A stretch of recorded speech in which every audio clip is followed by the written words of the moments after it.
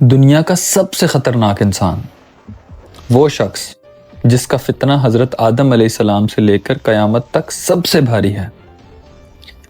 رسول اللہ صلی اللہ علیہ وآلہ وسلم نے فرمایا، سنو، میں تمہیں اس کے بارے میں وہ بتاتا ہوں جو کسی نبی نے اپنی امت کو نہیں بتایا۔ وہ ایک آنکھ سے کانا ہوگا اور تمہارا رب کانا نہیں ہے۔ لیکن یہ شخص آج کہاں ہے؟ کیا وہ پیدا ہو چکا ہے؟ 1400 سال پہلے مدینہ کی ایک دوپہر کو صحابہ نے دیکھا کہ رسول اللہ صلی اللہ علیہ وآلہ وسلم کے چہرے پر ایک عجیب سا اثر تھا۔ انہوں نے تمیمت داری رضی اللہ تعالیٰ عنہ کو بلایا اور فرمایا، سنو، انہوں نے وہ دیکھا ہے جو میں تمہیں بتاتا رہا ہوں۔ آج ہم اس جزیرے کی طرف چلیں گے جہاں انسانیت کا سب سے بڑا دشمن زنجیروں میں جکڑا ہوا ہے۔ تمیمت داری رضی اللہ تعالیٰ عنہ جو پہلے عیسائی تھے، 30 لوگوں کے ساتھ سفر پر نکلے۔ ایک مہینہ سمندر کی لہروں نے انہیں کھلونا بنائے رکھا۔ اچانک ایک جزیرہ نظر آیا۔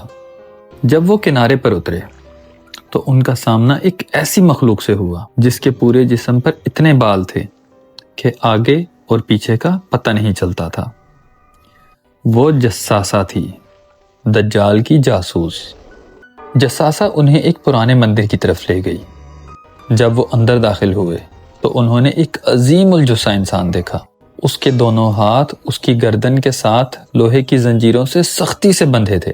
اس کے گھٹنے اور ٹخنوں کے درمیان لوہے کی بیڑیاں تھیں۔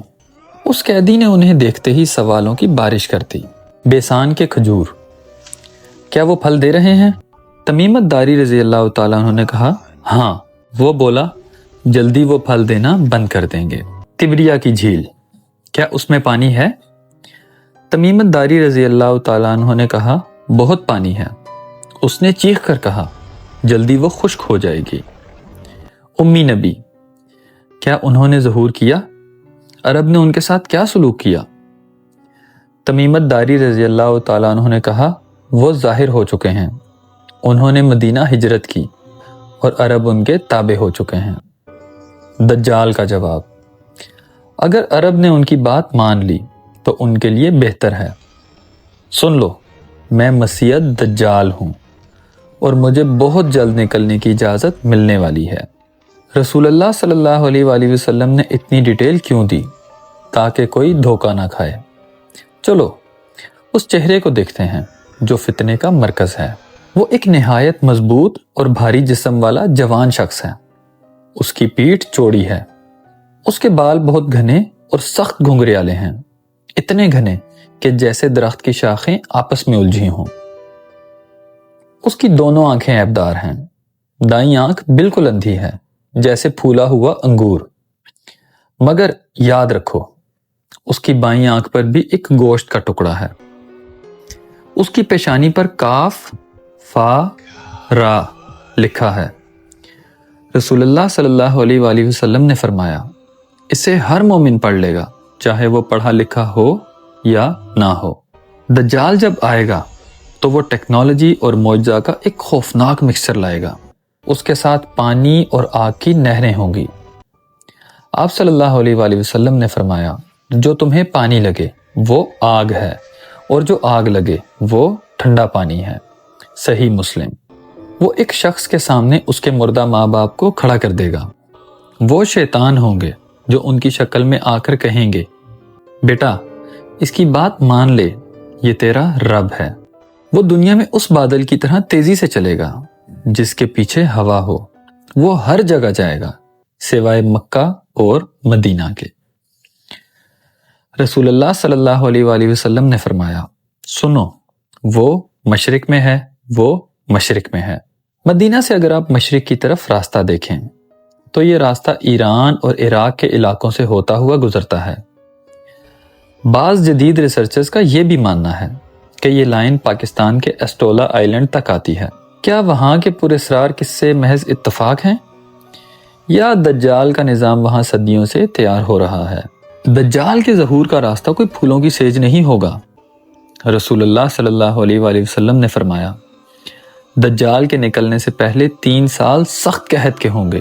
سنن ابن ماجہ۔ پہلا سال، اللہ آسمان کو حکم دے گا کہ اپنی 1/3 بارش روک لے، زمین کو حکم ہوگا کہ اپنی 1/3 پیداوار روک لے۔ دوسرا سال، آسمان 2/3 بارش روک لے گا، زمین 2/3 کھیتی روک لے گی۔ تیسرا سال، یہ انتہا ہوگی، آسمان سے 1 قطرہ پانی نہیں گرے گا، زمین 1 تنکا نہیں اگائے گی۔ صحابہ نے پوچھا یا رسول اللہ صلی اللہ علیہ وآلہ وسلم اس وقت لوگ زندہ کیسے رہیں گے؟ آپ صلی اللہ علیہ وآلہ وسلم نے فرمایا تسبیح، تحلیل اور تحمید سے اللہ ان کے لیے اس ذکر میں وہ طاقت ڈال دے گا جو کھانے اور پانی میں ہوتی ہے۔ جب دنیا بھوک سے تڑپ رہی ہوگی تب وہ ظاہر ہوگا، وہ رزق کا دیوتا بن کر آئے گا، اس کے پاس ٹیکنالوجی نہیں، فتنہ ہوگا۔ وہ ایک قبیلے کے پاس جائے گا اور کہے گا کیا تم مجھے اپنا رب مانتے ہو؟ وہ بھوکے لوگ کہیں گے ہاں۔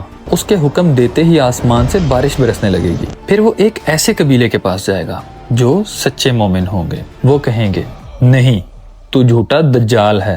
دجال وہاں سے چلا جائے گا مگر پیچھے ان لوگوں کے پاس کچھ نہیں بچے گا۔ یہ ہے ایمان کا اصلی امتحان۔ لیکن یہودی اس کا انتظار کیوں کر رہے ہیں؟ وہ اسے دجال نہیں مسیح کہتے ہیں۔ ماڈرن جیو پولیٹکس پر نظر رکھنے والوں کا کہنا ہے کہ آج کی digital currency, biometric surveillance اور ٹاورز، یہ سب دنیا کو ایک ون ورلڈ آرڈر پر لا رہے ہیں تاکہ جب دجال آئے تو وہ ایک کلک پر پوری دنیا کا رزق کنٹرول کر سکے۔ رسول اللہ صلی اللہ علیہ وآلہ وسلم نے فرمایا دجال کے ساتھ افسحان کے 70,000 یہودی ہوں گے جن پر ہری چادریں ہوں گی۔ صحیح مسلم۔ اصفہان ایران کا وہ شہر ہے جہاں آج بھی یہودیوں کی ایک بڑی تعداد آباد ہے۔ وہ لوگ تیار ہیں اس بادشاہ کے لیے جو انہیں دنیا پر حکومت دلائے گا۔ جب دنیا اندھیرے میں ڈوب چکی ہوگی تب مکہ کی گلیوں سے ایک روشنی اٹھے گی۔ رسول اللہ صلی اللہ علیہ وآلہ وسلم نے فرمایا دنیا تب تک ختم نہیں ہوگی جب تک میرے خاندان سے ایک شخص حکومت نہ کرے جس کا نام میرے نام پر اور والد کا نام میرے والد کے نام پر ہوگا۔ امام مہدی کا ظہور اچانک ہوگا، ایک رات میں اللہ ان کی اصلاح فرمائے گا۔ دجال اپنی پوری طاقت کے ساتھ امام مہدی کا راستہ روکنے آئے گا۔ یہ وہ جنگ ہوگی جو دنیا نے کبھی نہیں دیکھی۔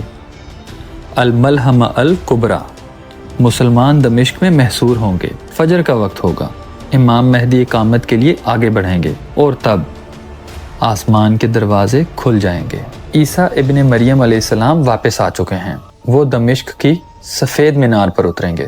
ان کا سانس جہاں تک جائے گا وہاں تک کافر ختم ہو جائے گا۔